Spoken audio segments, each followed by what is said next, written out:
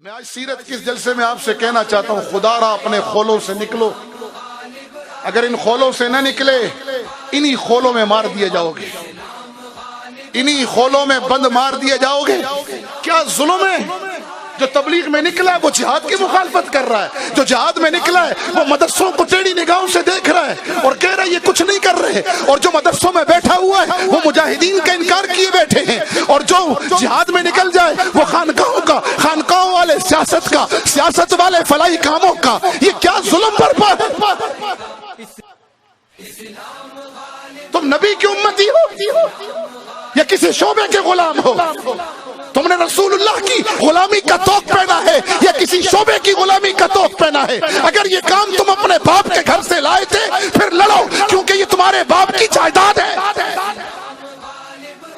اور اگر ایسا نہیں ہے، تبلیغ، دعوت، تزکیہ، جہاد، خیر کے کام، فلاحی امور، سوشل ورکر، سیاست اسلامیہ، تعلیم و تعلم، اگر یہ تمہارے نبی کا دیا ہوا کام ہے تو پھر سارے ہمارے کیوں تقسیم ڈال رکھی ہے؟ ایک چلہ لگاتے نہیں، علماء پر باتیں شروع ہو جاتی ہیں. جہاد کے میدانوں کا ایک پھیرا لگتا نہیں ہے اور خانقاہوں پہ باتیں شروع ہو جاتی ہیں.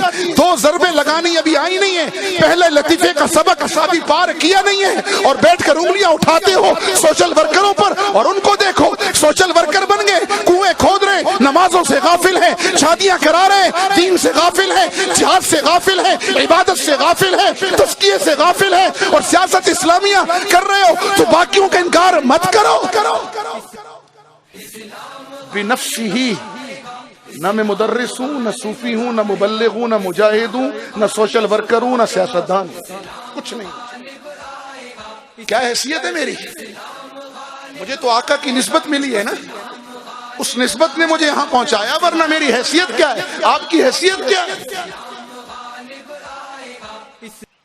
نکلو ان خولوں سے، جوڑ کے مینڈک مت بنو. تم تو رحمت للعالمین کی امت ہو، تمہیں پوری دنیا کی ہدایت اور غلبہ دین کے لیے نکالا گیا.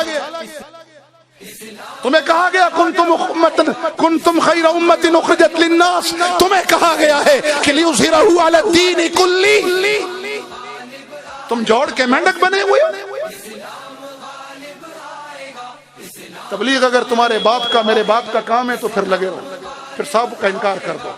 جہاد باپ کے گھر سے لے کر آئے ہو تو سب کا انکار کرو. ایسا نہیں ہے.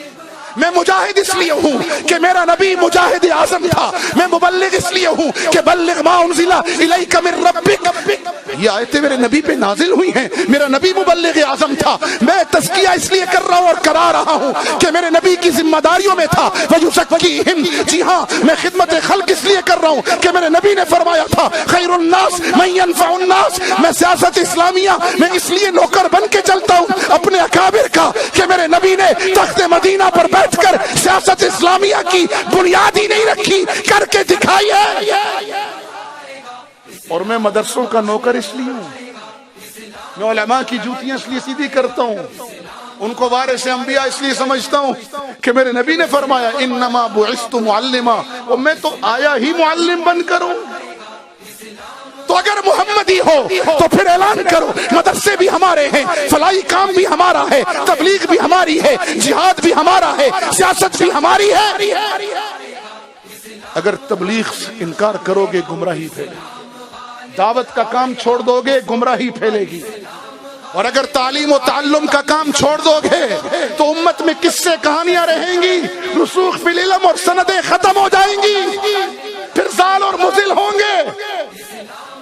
اور اگر تزکیہ نفس چھوڑ دو گے لوگ شیطان سے بڑے نفس پرست بن جائیں گے، اور اگر جہاد چھوڑ دو گے تو 1.5 ارب ہو کر بھی ذلیل ہو جاؤ گے، اور اپنے بھائی کے منہ میں خود نوالا نہیں ڈالو گے تو کافر NGO نوالا ڈالیں گی، ایمان لے جائیں گی.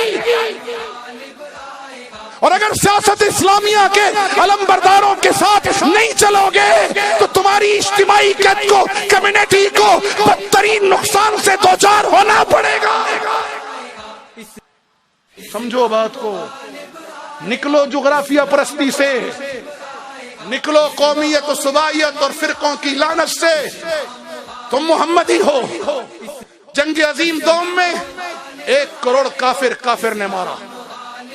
जर्मन ने फ्रांस को मारा, फ्रांस ने जर्मन को मारा, जी हाँ, इसी बर्तानिया ने जापान को मारा, इसी जापान ने अमेरिकी बेड़ों के अंदर अपने जहाज डालकर बेड़ी बेड़े तोड़े, और इसी अमेरिका ने फिर जापान पर एटम बम मारा। 1 करोड़ काफिर के हाथ।